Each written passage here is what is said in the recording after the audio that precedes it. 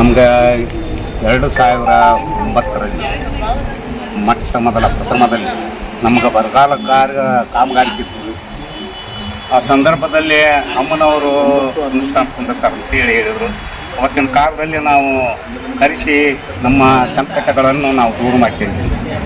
ಅದರಂತೆ ರೀತಿಯೂ ಕೂಡ 2013ರಲ್ಲಿ ಕೂಡ ಅಮ್ಮನ ನಮ್ಗೆ ಶಕ್ತಿ ಪ್ರಭಾವ ಇದು ಎಲ್ಲ ನಮ್ಗೆ ಲೋಕ ಕಲ್ಯಾಣಕ್ಕೆ ಅಗದಿ ಸರಿಯಾಗಿ ನಮ್ಗೆ ಸುಖ ಕೊಡ್ತಾಳಂತಕ್ಕಂಥ ಸಂದರ್ಭದಲ್ಲಿ ನಾವು 2013ರಲ್ಲಿ ನಾವು ಮತ್ತೆ ಅನುಷ್ಠಾನಕ್ಕೆ ಕುಂದಿರಿಸಿ ನಮ್ಮ ಕಷ್ಟ ನಷ್ಟಗಳನ್ನು ನಾವು ಪರಿಹಾರ ಮಾಡಿಕೊಂಡ್ವಿ.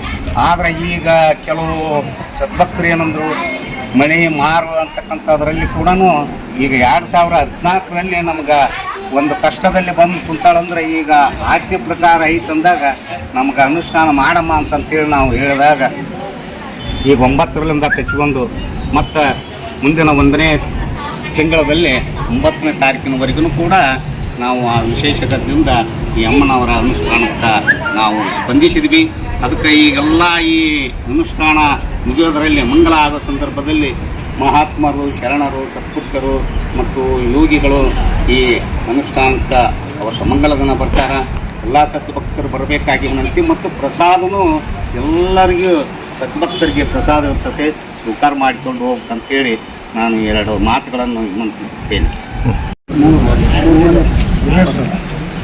ಅಮ್ಮನವರು ಈ ತಪೋವನದಲ್ಲಿ 3ನೇ ಬಾರಿಗೆ ಅನುಷ್ಠಾನ ಮಾಡುತ್ತಿದ್ದು, ಈ ಕೊನೆಯ ದಿನಾಂಕ 9/9/2024ರಂದು ಹರಗುರು ಚನ್ನಮೂರ್ತಿಗಳ ಸಾನ್ನಿಧ್ಯದಲ್ಲಿ ಅವರ ಮೌನಾನುಷ್ಠಾನವು ಮುಕ್ತಾಯ ಸಮಾರಂಭ ಇರುತ್ತದೆ.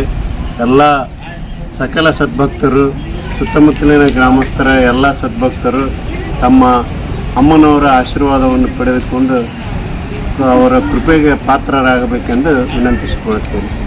9/8/2024ರಿಂದ 9/9/2024ರವರೆಗೆ ನಿರಂತರ 1 ತಿಂಗಳ ಮಂಡಲದ ಪುರಾಣ ಮೌನಾನುಷ್ಠಾನ 31 ದಿನದ ಮೌನಾನುಷ್ಠಾನ ಮುಕ್ತಾಯ ಸಮಾರಂಭಕ್ಕೆ ಮುಂಜಾನೆ 9:30 ಗಂಟೆಗೆ ಸಕಲ ಶರಣರ ಸಮ್ಮುಖದಲ್ಲಿ ಮುಕ್ತಾಯ ಸಮಾರಂಭವಿದೆ. ಈ ಮುಕ್ತಾಯ ಸಮಾರಂಭಕ್ಕೆ ತಾವುಗಳೆಲ್ಲ ಬರಬೇಕೆಂದು ವಿನಂತಿ ಮಾಡಿಕೊಳ್ಳುತ್ತೇವೆ. ಅದೇ ರೀತಿಯಾಗಿ ಇವತ್ತಿನ ದಿವಸ ಸಾಯಂಕಾಲ 6 ಗಂಟೆಗೆ ಅಮ್ಮನವರ ದರ್ಶನ, ಸಾಯಂಕಾಲ 6 ಗಂಟೆಗೆ ಈ ಸಾದರ ತೋಟದಲ್ಲಿ ಇದೆ. ತಾವೆಲ್ಲ ಭಕ್ತಾದಿಗಳು ಬಂದು ಪ್ರಸಾದ ವ್ಯವಸ್ಥೆಯನ್ನು ಇದೆ.